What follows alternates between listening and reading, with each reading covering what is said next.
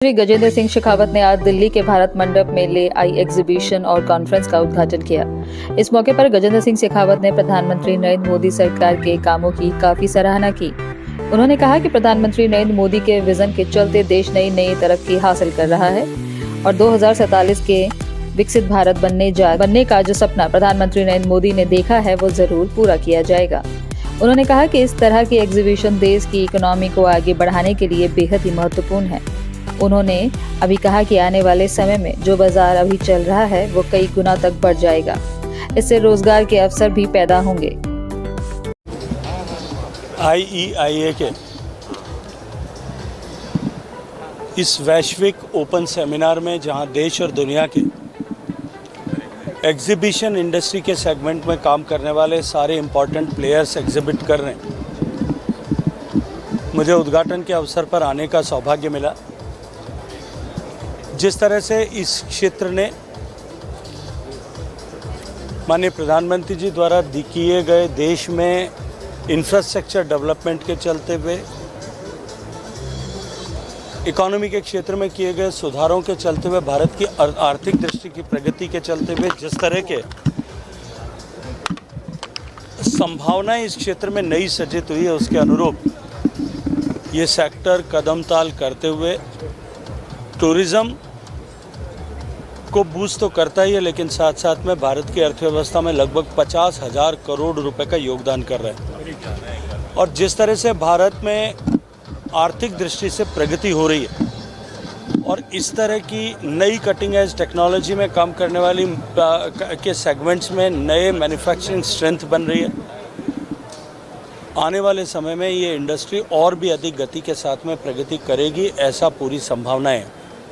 आज भारत मंडप में IEIA एग्जीबिशन की जा रही, जिसमें केंद्रीय मंत्री गजेंद्र सिंह शेखावत पहुंचे, जिन्होंने इसकी आज शुरुआत की। हमारे साथ खास बातचीत करने के लिए सर इनसे जान लेते हैं किस तरह की एग्जीबिशन है। सर, ये किस तरह की एग्जीबिशन है और इससे देश को क्या फ़ायदा है? ऐसे जी, जैसे आपको पता है कि भारत की अर्थव्यवस्था के लिए बिजनेस एग्जीबिशंस का महत्वपूर्ण योगदान होता है। हमारी एक संस्था है इंडियन एग्जीबिशन इंडस्ट्री एसोसिएशन, जिसमें भारत की एग्जीबिशन इंडस्ट्री से जुड़े हुए सारे स्टेक होल्डर्स अब भारत मंडपम में सम्मिलित हुए हैं और हम लोग मिलकर विचार कर रहे हैं कि इस इंडस्ट्री को आगे कैसे लेके जाना है।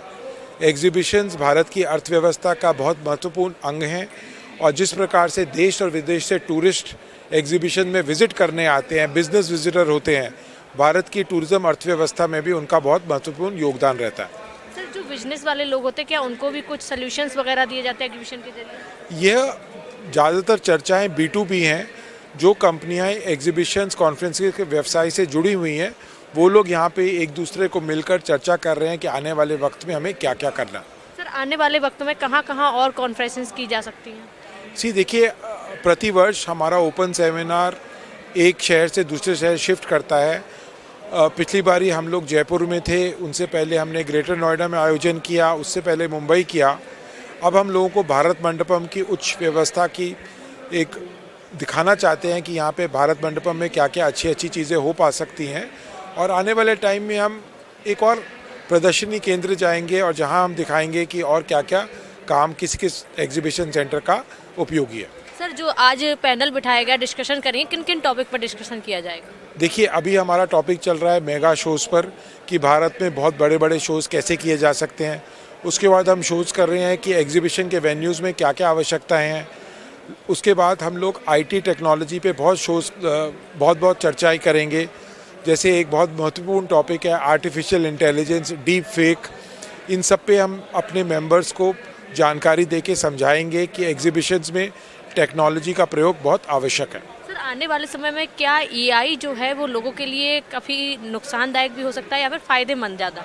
देखिए, AI का प्रयोग बहुत अगर उचित तरीके से किया जाता है तो हमारे काम को बहुत सहूलियत होगी। जो काम हम 4 घंटे में करते थे वो आधे घंटे में करेंगे।